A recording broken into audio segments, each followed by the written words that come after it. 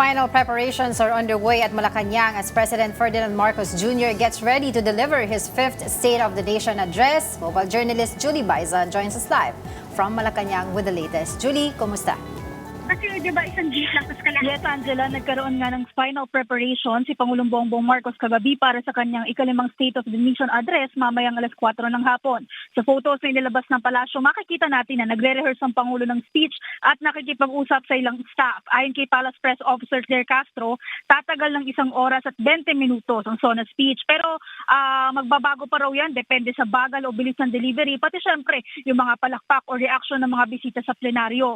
Sinabi nga rin ng Pangulo na up to the last minute, kahit 1 oras bago nga yung kanyang SONA, may mga binabago pa siya sa speech dahil gusto niya na maging perfect daw yan. Hindi naman sobrang haba o hindi sobrang iksi at naisama daw yung lahat ng kailangang maiulat. Sa kung ano naman yung hihintayin natin sa speech, nang tanungin ng Pangulo kung may mababanggit ba tungkol sa korupsyon, ang sabi niya, abangan ang susunod na kabanata. Pero isa nga yan sa mga inaasahan natin, lalo't kay PBBM na rin ang galing na yung SONA ay ulat niya sa bayan sa mga nangyari sa bansa mula nung huli niyang SONA. At ang pinakamainit nga sa SONA ng Pangulo last year, yung pag-call out niya at pagsasabing mahiya naman kayo sa mga opisyal na dawit sa anomalya sa flood control projects. Ang susundan natin, ano yung update sa investigasyong ikinasa at kumusta nga yung mga kaso na nakatakdang isampa. Kasi kung maaalala natin, 65 individuals yung inirekomenda ng binuo noon na Independent Commission for Infrastructure na masampahan ng mga criminal at administrative charges o sumalang sa mas malalim pang investigasyon. Kabilang dyan yung mga contractors, lawmakers at sa mga past and present DPWH officials and personnel.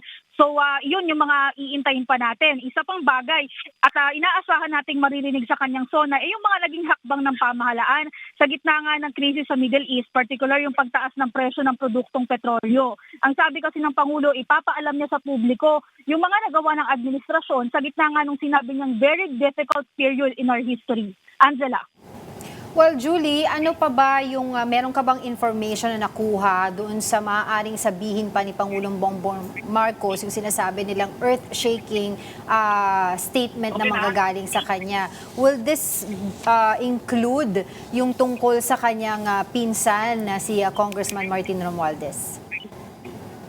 Angela, yun lang yung nabanggit ng palasyo nung nakaraan na palagi namang merong earth-shaking na announcement pero walang patikim. Ano ba talaga yung magiging laman? Ang sinabi nga ni Castro nung nakaraan, linggo or kahapon pa lang din talaga nila maririnig mismo or malalaman ano ba yung mga ilalatag ng Pangulo. So walang updates na ibinigay aside from nagpe-prepare, nagre-rehearse last night at etong mga possible yung mga nasabi nga ng Pangulo, of course, is yung abangan ng susunod ng kabanata sa korupsyon and mga ginagawa ng administrasyon. Alright, thank you so much, mobile journalist Julie Baiza.